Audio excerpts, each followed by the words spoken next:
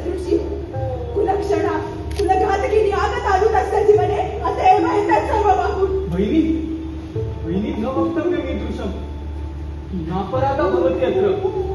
समाज हातू एक देव म्हणते भाऊजी यदि भवान वदिष्यति तरीही सिद्ध मुहात निर्गल. बहिणी बहिणी न बहिणी कदापि कदापि न चिंतयामि अहमेतत् सर्वं. दादा वदति स्म यः कोऽपि ललाटरेखा दीनमस्ति नु सः कदापि न लेखितुं शक्नोषि स्वस्य भविष्यरेखा. तर्हि मम अग्रजस्य मृत्युर्कृते भवती अस्ति कारणम्. एषा विचारा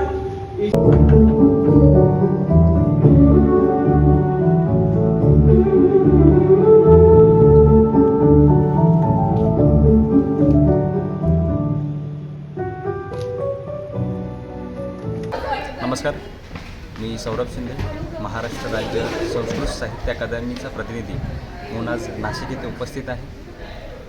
शासनाची ही जी अकादमी आहे त्यांच्यातर्फे आज नाशिकमध्ये आपण नाट्यप्रस्तुती कार्यक्रम आयोजित केला होता.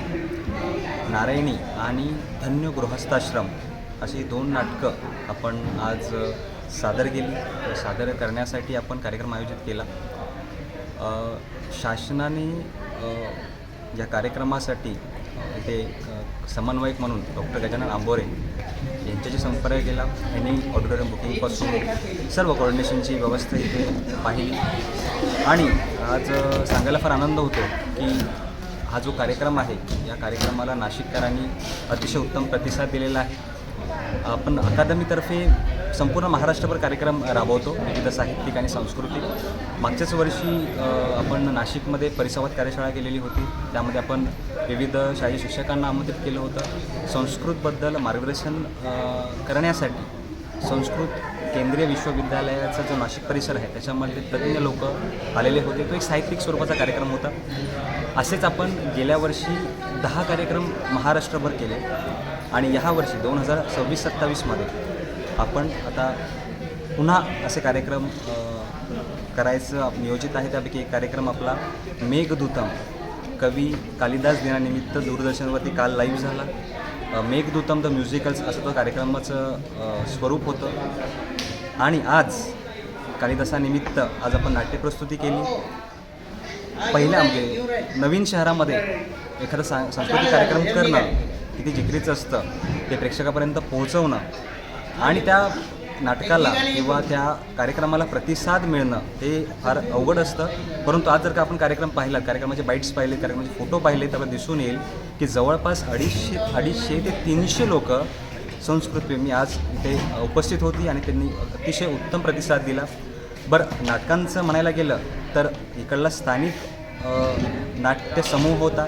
नारायणी अतिशय बालवयीन मुलं आहेत, त्यांनी अतिशय उत्कृष्ट दर्जाचा अभिनय सादर करून मध्ये प्रेक्षकांना मंत्रमुग्ध केलं.